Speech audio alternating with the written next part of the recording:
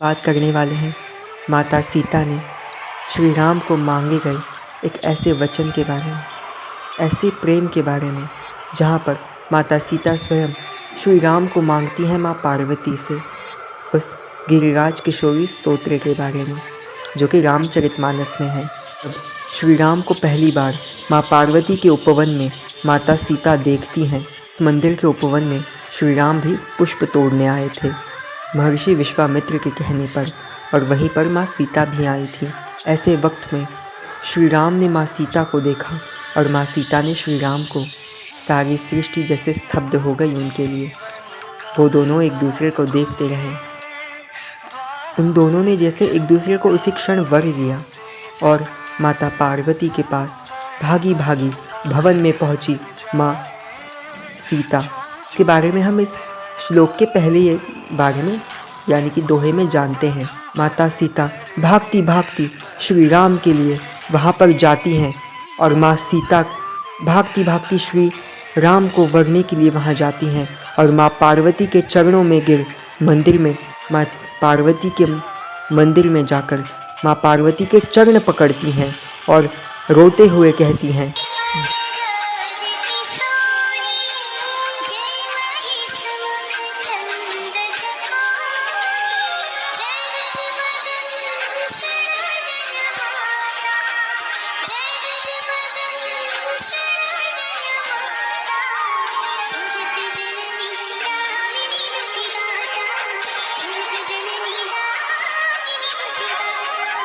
जय जय गिरिवर राज किशोरी, जय महेश मुख चंद्र चकोरी।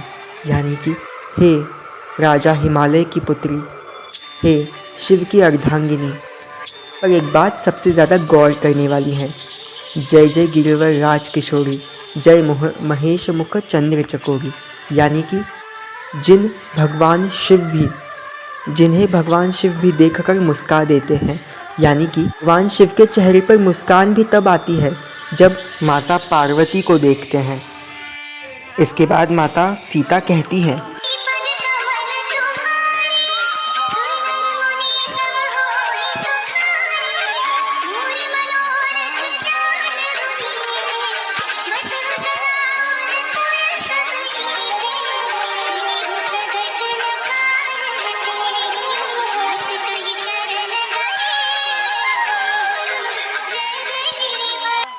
माता सीता माँ पार्वती के चरणों को अपने शीश पर धरते हुए कहती हैं, हे माँ जगत जननी, आप तो सभी के अंतर्मन में निवास करती हैं, आप तो सभी के हृदय में निवास करने वाली हैं। मेरे हृदय में यानी कि माँ सीता के हृदय में भी निवास करती हैं। माता सीता बताती हैं कि हे माँ, मैं आपको बताऊंगी नहीं कि मुझे क्या चाहिए। माँ पराम्बा पार्वती, आप तो सभी के हृदय में हैं, तो आप स्वयं जानती हैं कि मेरे हृदय में कौन बसे हैं। हे माँ कृपा करो। ऐसे ही माँ सीता प्रेम से भाव विभोर होकर श्री राम की आस, अपनी पूरी मन की इच्छा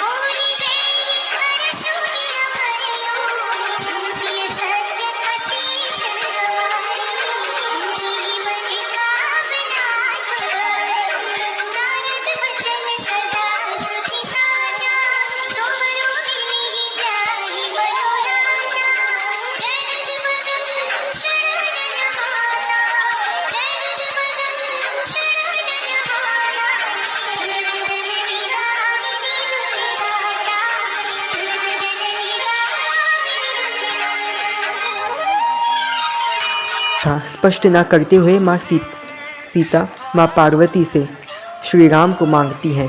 और ऐसे वक्त पर माता पार्वती भी प्रसन्न होकर स्वयं माता जगत जननी माँ सीता को कहती हैं कि हे जगत जननी, हे जनक नंदिनी सीता, आप तो स्वयं जगत जननी हैं, आपने मुझे पुकारा है। जिसके बाद माता पार्वती कहती हैं कि हे जगत जननी वैदेही सीता, तुम चिंता मत करो, जानती हूँ तुम्हारे अंतर्मन में क्या है। माता पार्वती उन्हें कहती हैं कि तुम चिंता क्यों करती हो।